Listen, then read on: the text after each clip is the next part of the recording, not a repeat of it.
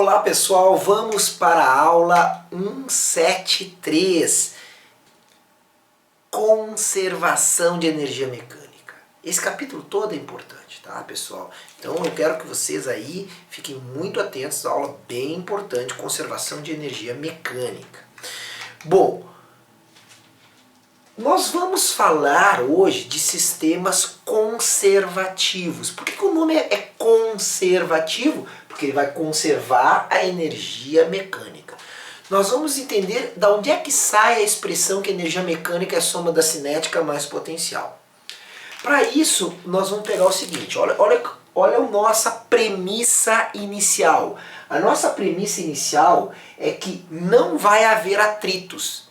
Atritos geralmente está associado a uma força não conservativa. Então, nossa premissa inicial, não há atritos. Não há atritos. Porque atrito seria uma força não conservativa. Eu não quero nesse... Depois nós vamos ver isso aí. Forças não conservativas. Primeiro vamos ver forças, né, de trabalho só conservativas.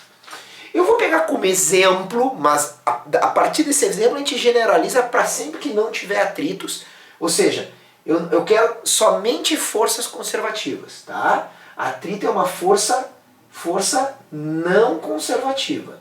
E eu não quero isso. Eu só quero forças conservativas, tá? Eu quero que o meu sistema seja conservativo. Eu vou pegar como exemplo uma queda livre. Movimento de queda livre, tá? Então eu deixo um corpo cair, eu abandono o corpo. Eu vou analisar, então aqui vai ser o solo, aqui vai ser o solo, meu nível de referência como altura zero, ó, referência aqui, e eu vou ter dois pontos. Vou ter um ponto A e eu vou ter um ponto B. O ponto A, eu já larguei o corpo, eu larguei aqui de cima. Ele passa no ponto A, ele tem velocidade. Ele tem velocidade no ponto A, tá? Ele já tem velocidade, velocidade é vetorial. Lembrando que a aceleração da gravidade aponta para baixo, e se a aceleração da gravidade aponta para baixo, nós sabemos que a velocidade certamente irá aumentar, porque a velocidade aumenta quando tem aceleração no mesmo sentido. Então aqui é a velocidade no ponto BVB, certo? Bom, a questão é a seguinte, que forças atuam na queda livre sobre um corpo de massa M? Que forças atuam? Apenas uma. Que força é essa? A força peso. A força peso é constante durante a queda. Por que a força peso é constante? Ora, porque ó, então a força resultante é a força peso. Por que a resultante é o peso? Porque é a única que está atuando. Agora, a força peso, lembrando que é a massa vezes a gravidade. A massa muda? Não. A gravidade muda? Não. Então a força peso é constante e a força peso é a resultante. Por que é a resultante? Porque é a única que atua. Agora, eu pergunto para vocês o seguinte. Vocês concordam que aqui, ó, aqui ele tem uma altura AHA e aqui ele tem uma altura HB, certo? Agora, vocês concordam também que ter velocidade é ter energia, o que é velocidade? Movimento, energia cinética. E ter altura é ter energia potencial. Energia potencial no tipo gravitacional. Aqui em VB também tem energia cinética. E também, por quê? Também tem movimento. E também tem energia potencial no ponto, opa, aqui é ponto B. No ponto B e aqui ponto D, certo? Olha só, eu falei para vocês na aula passada que o trabalho da força resultante é a variação da energia cinética. Variação o que é? Final menos inicial ou inicial menos final? Variação. Energia cinética final menos inicial, certo? Tranquilo? E eu falei também que o trabalho da força peso, trabalho do peso, é igual ao quê? Energia cinética, potencial inicial menos energia potencial final. Olha a diferença. Aqui eu uso resultante. Aí é energia cinética final menos inicial. Aqui eu uso o trabalho do peso. E eu uso potencial no início menos potencial no fim. Certo? O início é o ponto A. Então tá aqui, ó, o início da minha queda, da minha análise, não da minha queda, mas da minha análise, o início inicial é o ponto A. E o final é o ponto B. Certo? Olha só, olha que interessante. Se eu quiser fazer o trabalho da força resultante, eu pergunto, a força resultante nesse exemplo que eu usei, sem atrito, queda livre, a resultante não é o peso? Não é o peso? Porque é a única que atua aqui? Então o trabalho da força resultante não é fazer o trabalho da força peso? Então nota que nessa situação, que não há atrito, o trabalho da força resultante coincide com o trabalho da força peso. Mas como é que eu calculo o trabalho da resultante? Não é a variação da energia cinética, não é isso? Então o trabalho da força resultante não pode ser calculado. Ó. Trabalho da FR. Energia cinética, o quê? O quê? Energia cinética final. Qual é a final? Do ponto B, menos a energia cinética inicial, que é do ponto A. Ó, final menos inicial. Cinética, porque é força resultante. Beleza? Agora, o que eu tenho aqui? O que eu tenho aqui? Trabalho da força-peso. O trabalho da força-peso é a energia potencial do início. Qual é a potencial do início? Do ponto A, menos a potencial no final, que é do ponto B. Vocês entenderam o que eu fiz? Eu misturei os dois trabalhos. O trabalho da resultante é a variação da energia cinética que ele vai sofrer. E o trabalho da força-peso é a diferença inicial menos final da potencial gravitacional. Aí, olha o que eu vou fazer aqui. Olha o que eu vou fazer aqui. Eu vou trazer a cinética do ponto A. Olha aqui, cinética do ponto A. Menos energia cinética do ponto A eu vou trazer para cá. Vai virar o quê? Menos ECA, vai virar mais, né? E o menos EPB, que estava aqui, vai vir para cá e vai virar mais EPB. Olha o que vai ficar. Energia cinética no ponto B. Mais. Ó. Eu vou trazer o menos EPB, vai virar mais EPB. Será igual.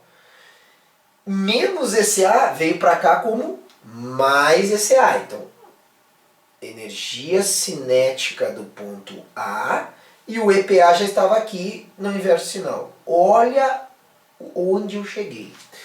Que a soma da cinética mais a potencial num lugar, quando não tem atrito, olha a nossa condição inicial, é igual a soma da cinética mais potencial num outro lugar.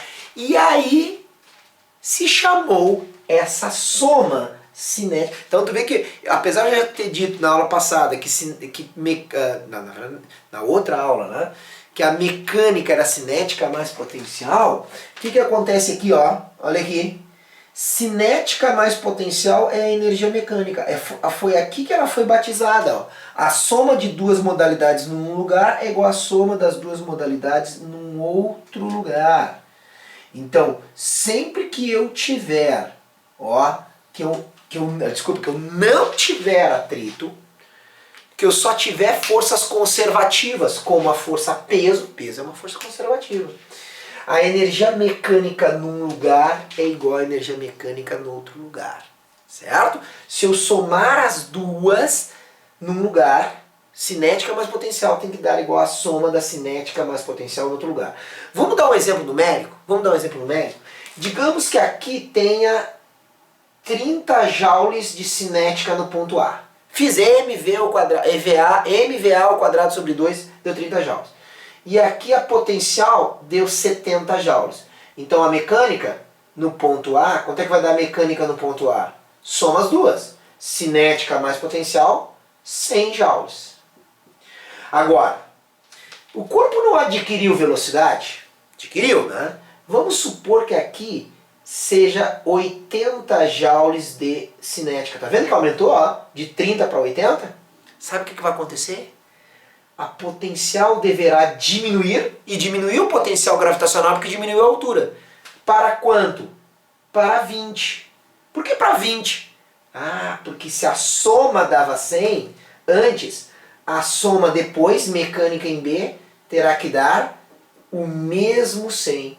Nota que não há perda de energia mecânica. Em qualquer momento da queda eu sei que a soma dá 100 joules. Se antes deu 100 joules, qualquer momento deu 100 joules. Por que eu sei que dá sempre 100? Porque não há atritos, não há forças conservativas, não conservativas, só há conservativas. Então o que eu tenho aqui? Ó? Notem, tudo que diminui na potencial gravitacional, olha aqui, ó, tá vendo? Olha aqui, olha aqui. De 70 para 20 não diminuiu 50, menos 50 joules. Olha lá, de 30 para 80 não aumentou 50 joules, mais 50 joules. Então eu posso dizer que num sistema conservativo, a energia potencial gravitacional está se transformando, aqui diminui, potencial gravitacional está se transformando em cinética, de maneira que a energia mecânica se mantém constante. É como um skatista. Um skatista naquelas rampas, né? Ele fica andando. Ele está lá em cima. Que energia ele tem? Potencial gravitacional. Aí ele desce. Vai transformando o potencial gravitacional em cinética. Vai transformando, chega lá embaixo, máximo de cinética e mínimo de potencial gravitacional.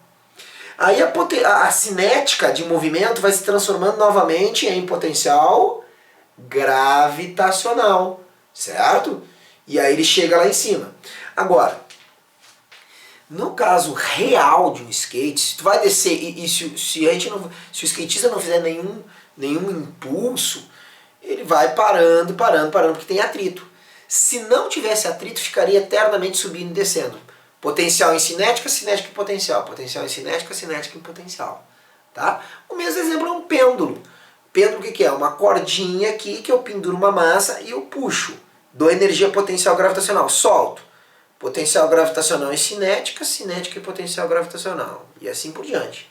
Se não tivesse atrito num pêndulo, ele ficaria eternamente se movimentando. Mas no mundo real existe atrito, né? Então o pêndulo vai oscilar, vai parar e vai parar, porque vai dissipar energia mecânica.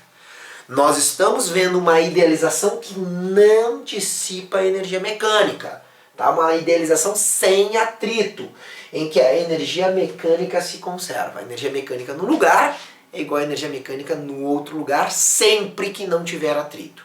Tá? Por isso, conservação, porque a mecânica num lugar é igual a mecânica no outro lugar. Tá? Então, muito importante o teorema da conservação da energia mecânica. Então, presta atenção. Apareceu, sei lá, e aí é clássica a questão. Apareceu uma montanha-russa, um tobogã. Tá? A montanha-russa é legal. Eu estou numa altura, eu tenho um carrinho montanha-russa passando com velocidade e está à altura. Calcula a cinética e a potencial num lugar. Tá? Aí ele pede a velocidade lá num outro lugar. Mecânica aqui, somar cinética mais a potencial aqui, será exatamente cinética mais potencial aqui, desde que não haja atrito. Essas aqui são as palavrinhas mágicas, não há atrito. Tá? Então tá aí. Por que o sistema é conservativo? Conserva energia mecânica. A mecânica no início, no final e no início é a mesma, ou seja, somar as duas modalidades. Aqui, pessoal, para ser mais geral, ó, poderia ter potencial elástico. Então se eu somar cinética em A mais potencial elástica em A mais potencial gravitacional em A tem que ser igual a cinética em B mais potencial elástica em B mais potencial gravitacional em B. É que aqui não tem nada a ver com mola, então a potencial elástica aqui seria zero, só tem potencial gravitacional. Mas eu posso somar as três se tiverem num lugar, tem que ser igual a soma das três em outro lugar. Tá, beleza? Até a próxima aula, aquele